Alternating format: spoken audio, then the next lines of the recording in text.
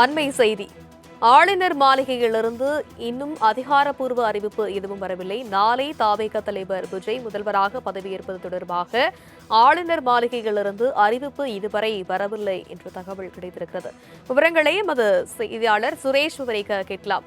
வணக்கம் சுரேஷ். நாளை தாவேக தலைவர் விஜய் முதலமைச்சராக பதவியேற்பார் என்ற அறிவிப்பு சற்று முன்பு வெளியானது. இந்த நிலையில் தற்பொழுது மீண்டும் ஆளுநர் மாளிகையிலிருந்து அதிகாரப்பூர்வ தகவல் எதுவும் வெளியாகவில்லை என்ற செய்தியும் கிடைத்திருக்கிறது. இது பற்றின மேலும் விவரம் என்ன? வணக்கம். தமிழக வெற்றி கழக தலைவர் விஜய் அவர்கள் நாளை பதவி ஏற்பார் என சொல்லப்பட்ட தற்போது அதற்கான சிக்கல் என்பது ஏற்பட்டு இருக்கிறது. கிட்டத்தட்ட நடந்து முடிந்த சட்டமன்ற தேர்தலில் தமிழக வெற்றி கழகம் 108 இடங்கள்ல வெற்றி பெற்று இருந்தார்கள், பெரும்பாலான இடங்கள்ல. அதைத் தொடர்ந்து 108 இடங்களை வைத்து தமிழ்நாட்டில் ஆட்சி அமைக்க முடியாது ஆட்சி அமைக்க முடியாது. 118 இடங்கள் இருந்தால் மட்டுமே ஆட்சி அமைக்க முடியும். அதன் அடிப்படையில் கூட்டணி கட்சிகளோடு இணைந்து முதலமைச்சராக ஆக முடியும் என்ற ஒரு நிலை இருந்தது. இதன் அடிப்படையில் தொடக்கத்தில் காங்கிரஸ் கட்சி இணைந்திருந்தார் 5 தொகுதியாக. அடுத்தது இந்திய கம்யூனிஸ்ட், மார்க்சிஸ்ட் கம்யூனிஸ்ட் இணைந்திருந்தார்கள். அதனைத் தொடர்ந்துதான் விடுதலை சிறுத்தை கட்சி தரப்பிலிருந்து அவர்கள் இணைந்திருந்தார்கள் என்பது சொல்லப்பட்டிருந்தது. இந்த நிலையில அதுக்கப்புறம் அதன் பிறகு இந்திய யூனியன் முஸ்லீம் லீக்கும் தமிழக வெற்றி கழகத்துடன் இணைந்திருக்கிறார்கள். கிட்டத்தட்ட மொத்தம் 120 சட்டமன்ற வேட்பாளர்கள் இருக்கிறார்கள். இதை வைத்து நாளை பதவி ஏற்க முடியும் என்று சொல்லப்பட்டிருந்தது. இதை தொடர்ந்து விஜய் அவர்கள் ஒரு 6:30 மணி அளவுக்குள்ள பட்டினப்பாக்கத்தில் இருக்கக்கூடிய அவருடைய இல்லத்திலிருந்து நேரடியாக தில்லி இருக்கக்கூடிய மக்கள் மாளிகைக்கு சென்று தமிழக பொறுப்பு ஆளுநராக இருக்கக்கூடிய ஆளுநரை சந்தித்து அது உரிமை கோரியிருந்தார். அதன் அடிப்படையில் அவரும் அதை ஏற்றுக்கொண்டு விஜய் அவர்களுக்கு பதவியும் ஏற்க வைக்கும் நிலையில இருந்திருந்து. இதை தொடர்ந்து தான் விஜய் அவர்கள் அங்கிருந்து கம்யூனிஸ்ட் கட்சியுடைய தலைவர்களுக்கு சென்று வாழ்த்து தெரிவித்து அவருடைய பேசிட்டு அதன் பிறகு அவருடைய இல்லத்திற்கு வந்திருந்தார். ஆனா இந்த நிலையில தற்போது விடுதலை சிறுத்தை கட்சி தரப்பிலிருந்தும் நாங்கள் அதற்கான முடிவுகள் என்பது கடிதம் மூலமாக கொடுக்கப்படவில்லை என்றும் அவர் தரப்பிலிருந்து சொல்லப்பட்டிருக்கிறது. அது மட்டும் இல்லாமல் இந்திய யூனியன் முஸ்லீம் லீக் கட்சியினுடைய தேசிய தலைவராக இருக்கக்கூடிய காதர் மொய்தீன் அவர்களுக்கு ஆதரவு கொடுக்கவில்லை. நாங்கள் எப்போதுமே திராவிட கட்சிகளுக்கு அரசு வளர்ச்சி அவர்கள் தெரிவித்திருக்கிறார்கள். இந்த நிலையில 120ஆக இருந்த அந்த பெரும்பான்மை என்பது தற்போது 116ஆக குறைந்திருக்கிறது. இன்னும் 2 சட்டமன்ற உறுப்பினர்கள் இணைந்தால் மட்டுமே ஒரு பெரும்பான்மை கிடைக்கும். அதன் பிறகுதான் ஆளுநர் என்பது அவருக்கு முதலமைச்சர் தமிழக வெற்றி கழகத்துடைய தலைவராக இருக்கக்கூடிய விஜய் அவர்களுக்கு அந்த பதவி பெருமானம் என்பது செய்திருக்கிறோம். இந்த நிலையில் தான் ஆளுநர் தரப்பிலிருந்து இன்னும் அது அதிகாரப்பூர்வமான அறிவிப்புகள் என்பது வெளியாகவில்லை. நாளை விஜய் அவர்கள் முதலமைச்சராக பதவி என்பது ஒரு கேள்விக்குறியாக தான் இருக்கிறது. ஏனென்றால் அவர் இன்னும் அந்த பெரும்பான்மை நிரூபிக்கப்படாமல் இருக்கிறார் அவர் தரப்பிலிருந்து சொல்லப்பட்டு வருகிறது.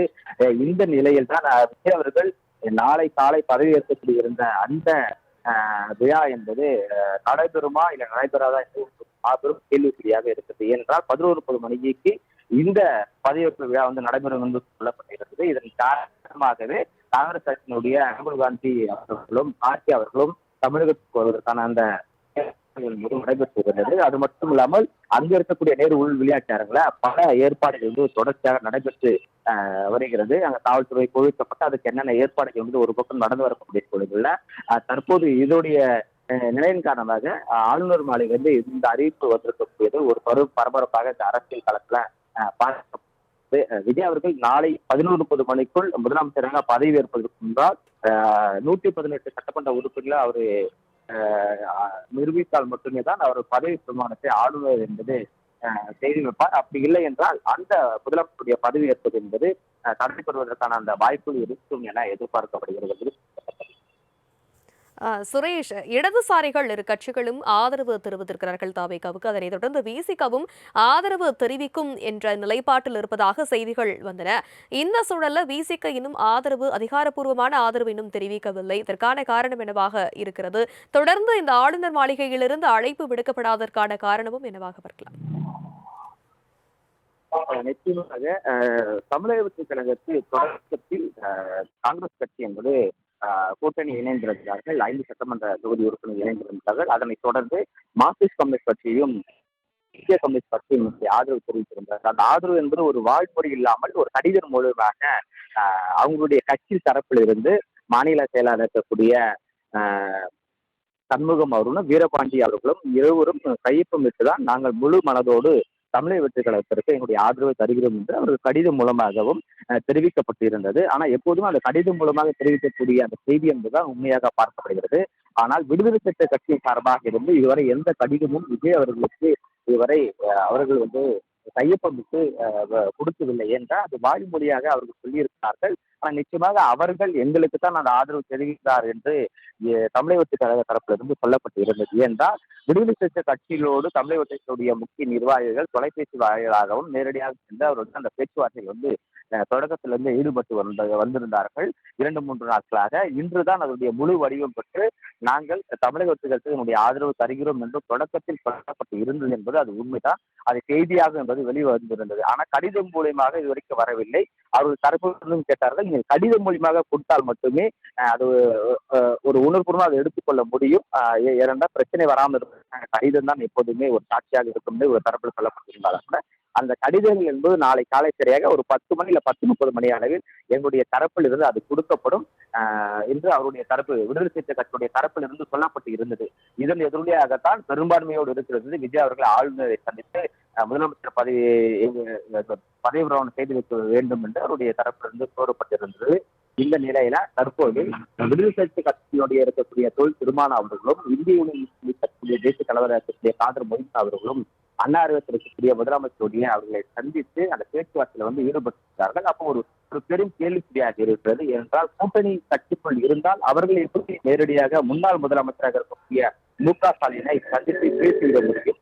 கூட்டணி எப்படி விலகிவிட்டாலே அவர்கள் பேச மாட்டார்கள். இதுதான் அரசுடைய கலெக்டருடைய யதார்த்தமாக இருக்கிறது. தற்போது காதர் மொய்தீனும் தொல் திருமான் அவர்கள் எப்படி அவர்கள் போய் சந்திப்பார்கள் ஒரு கேள்வியும் தமிழக வெற்றி கழகத்து தரப்பிலிருந்து சொல்லப்படுகிறது. இந்த நிலையில்தான் தொல் திருமான் அவர்களுடைய தரப்பில் இருந்து நாங்கள் இன்னும் முழுமையாக நாங்கள் சொல்லவில்லை, அவர்களே தான் அது இன்னும் எங்களை கடிதம் மூலியமா நாங்கள் எழுத்துப்பூர்வமாக எழுதி கொடுக்கவில்லை என்று அவருடைய தரப்பிலிருந்து சொல்லப்பட்டு வருகிறது. இந்த நிலையில தமிழக வெற்றி கழகத்திற்கு சற்று குழப்பமாக இருக்கிறது. ஏனென்றால் முதல் முறையாக அவர்கள் தரப்பிலிருந்து நாங்கள் ஆதரவு தருகிறோம் என்கிறார்கள். ஆனால் மறுபடியும் முன்னாள் முதலமைச்சர் மு.க. ஸ்டாலினுடைய நேரடியாக சந்தித்து பேச்சுவார்த்தை ஈடுபடுகிறார்கள். இவர் எந்த நிலைக்கு இவருடைய ஆதரவு இருக்கும் என்ற ஒரு பெரும் குழப்பத்தோடு தமிழக வெற்றி கழகத்தில் இருக்கக்கூடிய நிர்வாகிகளும் யோசித்துக் கொண்டிருக்கிறார்கள். என்ன நிலை தொல் திருமாவளவன் எடுப்பார் என்பது ஒரு பெரும் கேள்வியாக இருக்கிறது. தொல் திருமாவளவனும் குறிப்பாக காதர் மொய்தீனுடைய நிலைப்பாடு மிக முக்கியமாக பார்க்கப்படுகிறது. காதர் மொய்தீன் இந்திய முஸ்லிம்களுடைய தேசிய தலைவர் இருக்கக்கூடிய அவர்கள் எப்போதுமே திராவிட சிந்தனை கொண்டவர்கள் தான் எப்போதுமே இருப்பார்கள். ஏனென்றால் அவர் பெரும்பான்மை சார்ந்தவர் இருக்கிறார்கள். அது எப்போதுமே திமுக எங்களுக்கு எப்போது உறுதுணையாக இருக்கும் என்பது அவர் தொடக்கத்திலிருந்து சொல்லப்பட்டு வந்தாலும் கூட விடுதலை சிறுத்தை கட்சியுடைய தலைவராக இருக்கக்கூடிய தொல் திருமான் அவர்கள் கம்யூனிஸ்ட் கட்சிகள் எந்த முடிவுகள் எடுக்கிறதோ அதற்கேற்ப நான் என்ற முடிவுகள் எடுக்கப்படும் என்று தொல் திருமான் தொடக்கத்திலிருந்து சொல்லப்பட்டு வந்தது. இந்த நிலையில இந்திய கம்யூனிஸ்ட் கட்சி ஒரு முடிவு எடுத்திருந்தார்கள். மாநில உயர்நிலை குழுவும் பொதுக்குழுவும் கூட்டி அதற்கான ஒரு தீர்மானங்கள் நிறைவேற்றப்பட்டு அதற்கு பிறகு ஒரு ஆதரவு தமிழக வெற்றி கழகத்துக்கு கொடுக்கப்படும் என்று சொல்லப்பட்டிருந்தது. அதன் எதிரொலியாக இரு கட்சிகள் ஒருமனதாக கடிதத்தின் மூலம் அவர்கள் இந்த ஆதரவு தெரிவித்திருந்தார்கள். இந்த நிலைதான் இவரும் வாய்மொழியாக சொல்லப்பட்டிருந்த நிலையில தற்போது இதனுடைய முடிவுகள் என்பது ஒரு எதிர் திசையாக இருக்கிறது. மு.க. ஸ்டாலின் ஒரு ஏன் போய் சந்தித்தார்? ஒருவேளை தமிழக கட்சியுடைய ஒரு கூட்டணியில் இணைந்து செயல்படுவார்களா அல்லது கூட்டணி விட்டு விலகி சென்று திமுக நோக்கி அவருடைய கூட்டணி தொடர என்ற ஒரு பெரும் பதற்றத்தோடு இருக்கிறார்கள். ஒருவேளை தொல் திருமாவளவன் தமிழக வெற்றி கழகத்துக்கு வரவில்லை என்றால் விஜய் அவர்களால் ஒரு பெரும்பான்மை நிரூபிக்க முடியாமலே சென்றுவிடும். இதன் காரணமாக நாளை முதலமைச்சர் பதவியாக ஏற்பதாக இருந்த விஜய் அவர்கள் அதனுடைய பதவியேற்பு அவர் தள்ளி போவதற்கான அந்த வாய்ப்புகள் இருக்கு. நாளை காலை 11:30 மணிக்கு நடைபெறக்கூடிய இந்த பதவியேற்பு விழாவுக்கு முன்பு விடுதலை சிறுத்தை கட்சியுடைய தொல் திருமான் அவர்கள் உடனடியாக தமிழக வெற்றி கழகத்திற்கு ஆதரவு கடிதம் மூலம் கொடுத்தால் மட்டுமே விஜய் அவர்கள் முதலமைச்சராக பதவியேற்க முடியும். அப்படி கொடுக்கவில்லை என்றால் முதலமைச்சருடைய பதவியேற்பு விழா என்பது தள்ளி போவதற்கான வாய்ப்புகள் மிக மிக அதிகம் என எதிர்பார்க்கப்படுகிறது. விவரங்களுக்கு நன்றி சுரேஷ்.